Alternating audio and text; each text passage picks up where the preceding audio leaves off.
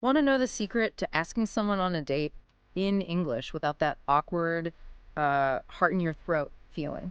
Yeah, we've all been there. Well, welcome to this deep dive. We've been looking over a really helpful script, actually, designed for English learners. It breaks down how these conversations, asking someone out, actually flow. That's right. And think of this as your, well, maybe your cheat sheet to feeling a bit more confident. Mm-hmm. Our goal today is really to give you some practical phrases and also help you understand why they work. We've looked at how native speakers actually talk in these situations. Okay, let's jump right in then. So imagine this. Alex wants to ask Sarah out for coffee. Let's listen to how a pretty typical, natural conversation might go. Yeah, and pay attention not just to the words, but maybe the intonation too, how the conversation kind of unfolds. Okay, here it is. Alex. Hey, Sarah, are you doing anything this Friday? Sarah. Hmm, not really.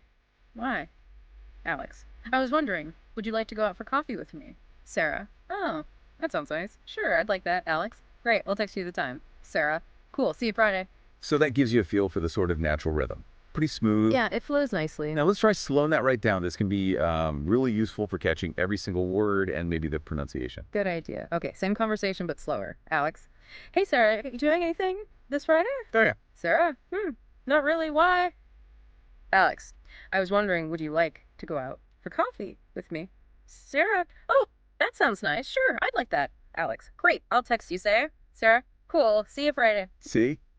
Hearing it slowed down like that, it lets you kind of dissect the sounds a bit more. Definitely helpful for a learner. Okay, now let's listen to another version. This was a bit more casual, maybe more colloquial.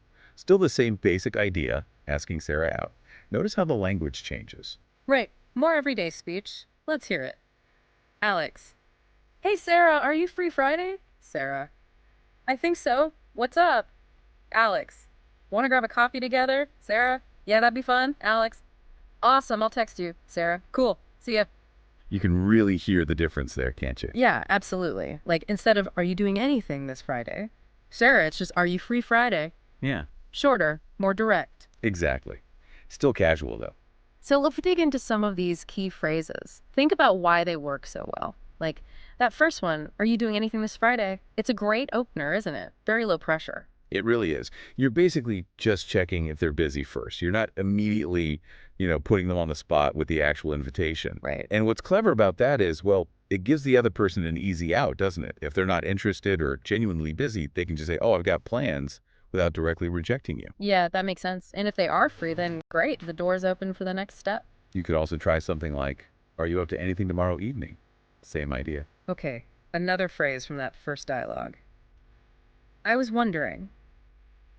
I love this one.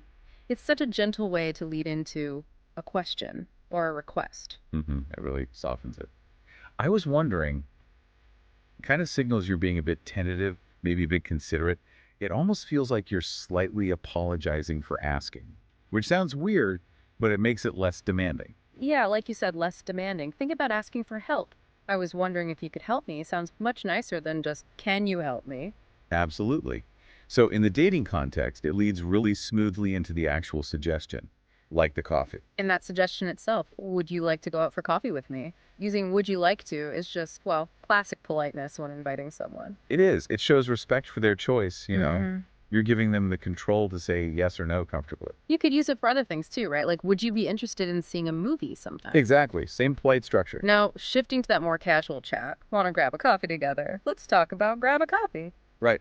Grab implies something quick, informal, maybe low stakes, which is often perfect for a first meeting, a first date maybe. Yeah, less pressure than, say, a fancy dinner. Definitely. And wanna is, of course, very informal for want to. You'd use this with someone you maybe know a bit, or just in a really relaxed situation. Like, let's grab lunch sometime. Yep.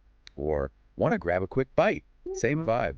And notice Sarah's reply in that casual one. Yeah, that'd be fun. Just simple, positive, good responses to have ready too. Okay, let's touch quickly on the grammar just for a second, especially that structure. I was wondering if you would like to. Right. So what makes this polite? Well, partly it's the conditional would. Hmm. Instead of a direct, do you want to go, Hmm. which can feel a bit would like, is softer. Less assertive. Exactly. And the if makes it an indirect question. It sort of gives the other person a bit more psychological space, if that makes sense. Yeah, it does. It's like you're just floating the idea out there gently, not demanding an immediate yes or no. Hmm. Think about hearing, I was wondering if you'd be free for dinner versus, are you free for dinner? The first one just feels a little softer, right? Definitely. But So, a couple more examples of that softer approach. I was wondering if you'd be interested in checking out that new museum. Or, still polite, but maybe a bit more direct. Would you care to join me for lunch? and then we saw the really casual options like you free this weekend Yeah. or want to hang out. They just drop a lot of that formal structure. Yeah. And the key is really matching your language to the situation, who you're talking to, and your own comfort level. Okay, really useful stuff. Now, how about some practice? We thought it would be good to say some of these key phrases, and we really want you listening to repeat them out loud. Yeah, it might feel a bit strange talking to yourself, but honestly, it's one of the best ways to get your mouth used to the sounds and just build that confidence. Ready? Let's go. Phrase number one. Are you doing anything this Friday? Okay. Listen and repeat that. Oh. Are you doing anything this Friday? Number two. I was wondering. Your turn. I was wondering. Number three. Would you like to go out? Try saying that one. Yeah. Would you like to go out? Four. Let's grab a coffee. Repeat after me. Bitch. Let's grab coffee. Five. A potential reply. That sounds nice. Say it aloud. Fix. Cease. I'll text you the time. Practice that. Ah, I'll text you the time. 7. The more casual check. Are you free Friday? Your turn again. Yes. Are you free Friday? 8. The casual invite. Want to hang out? Try it. Want to hang out? And 9. A casual goodbye. See ya. Okay, your turn. See ya. Awesome. Well done.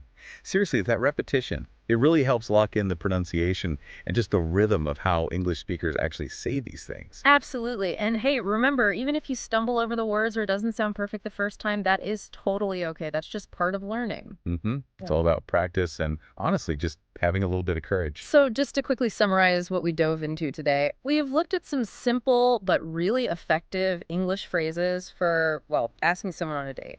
Yeah, we covered those polite, low pressure ways to start, like, are you doing anything? Right. And the more formal invitations using would you like to?